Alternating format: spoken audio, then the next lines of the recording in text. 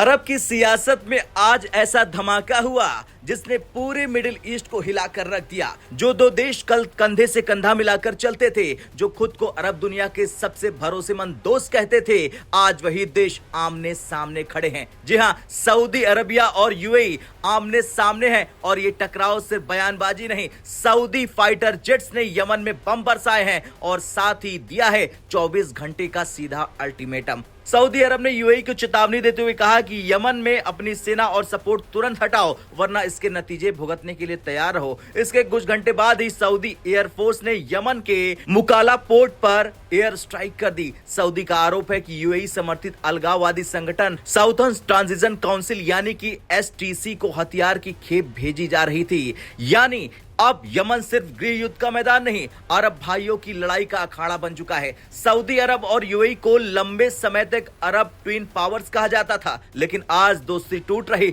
भरोसा खत्म हो रहा और हथियार बोलने लगे हैं। ये सिर्फ दो देशों की लड़ाई नहीं, ये पूरी मिडिल ईस्ट की स्थिरता पर हमला है। अब इस दरार को समझने के लिए हमें थोड़ा पीछे जाना होगा। साल 2015 यमन में ईरान समर्थित हुतीज रिबल्स राजधानी सना पर कब्जा कर लेते हैं। सऊदी अरब डर जाता है, ईरान उसकी सीमा पर पहुंच रहा है। तभी बना सऊदी लीड मिलिट्री कोलिशन, जिसमें यूएई सबसे मजबूत साझेदार था। मकसद एक था, हुती विद्रोहियों को रोकना, ईरान के प्रभाव को खत्म करना, यमन में सऊदी समर्थित सरकार बनाना। लेकिन यहीं से खेल शुरू हुआ। समय के साथ यूएई ने यमन में अपनी अलग रणनीति अपनानी शुरू कर दी। यूएई ने एसटीसी यानी कि दक्षिण यमन के अलगाववादियों को खुला समर्थन देना शुरू किया। एसटीसी चाहता था कि साउथर्न यमन को अलग देश बना दिया जाए, जबकि सऊदी चाहता था यूनिफाइड यमन, मजबूत केंद्र सरकार जो ईरान के खिलाफ खड़ी हो। यहीं से दोनों के हित टकरा गए। अब साफ शब्दों में समझिए, सऊदी अरबिया चाहता है मजबूत यमन,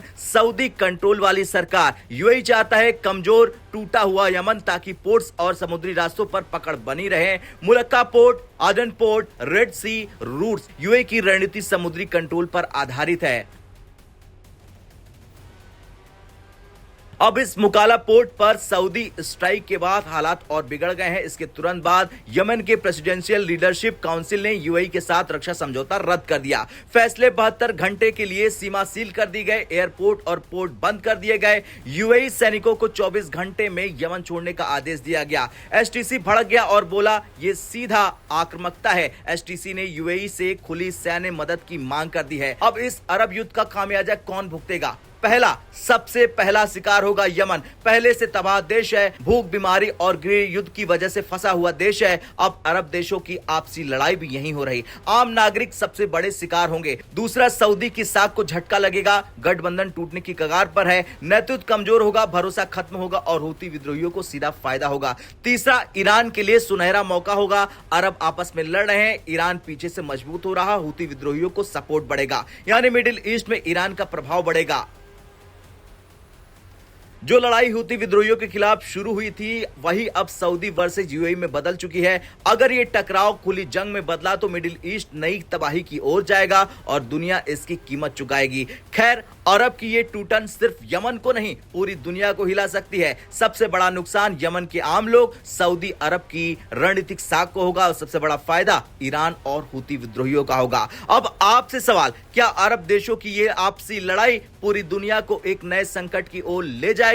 हाँ या ना में कमेंट कर जरूर बताएं।